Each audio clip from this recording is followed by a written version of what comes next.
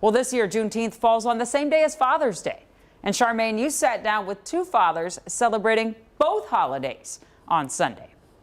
That's right, Jana. Both dads say they have a village, and that village includes their own children and the North Minneapolis community. With several Juneteenth and Father's Day events lined up, they're sharing in the power of community and fatherhood while honoring the history of their ancestors.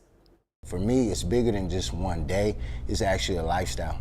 For Charles Kane and his two sons, 13-year-old Judah and 17-year-old Savion. Father's Day is a lifestyle. Every day we got to make sure we appreciate him. This Sunday is more than just a day to celebrate and honor Dad. A lot of people that I know don't get this type of opportunity to have a father like that and to be engaged with their father. It's a chance to honor the past and those who paved the way for Juneteenth, commemorating the end of slavery. The day when hundreds of thousands of slaves in Galveston, Texas learned they were free, 2 years after the Emancipation Proclamation was signed.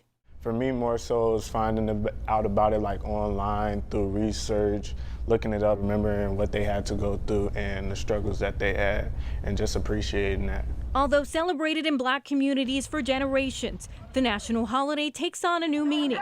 More than 2 years after George Floyd's murder led to a racial reckoning, spreading across the globe. In the past couple years, post George Floyd, I think a lot of people have been kind of like really, doing more studying about Juneteenth and what it means. And for Tito Wilson, a community leader and owner of Wilson's Images in North Minneapolis, the history of Juneteenth. That's not something that we were taught in history, growing up in school.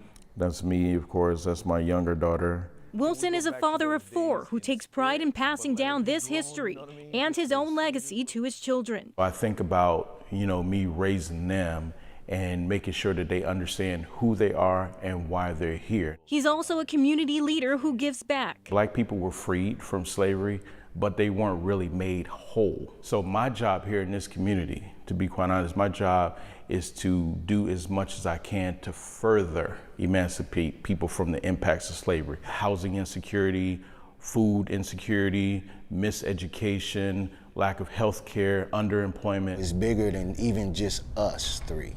There are other boys part of our organization that is connected to it. On top of being a dad, Charles Kane runs honor roll athletics with his sons and Brothers in Power, providing mentorship and job opportunities for young people in North Minneapolis.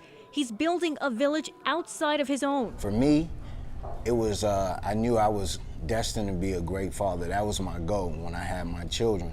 But I also knew that my children are gonna interact with other children. So for me, it was about how can I influence the other kids that was connected to my children.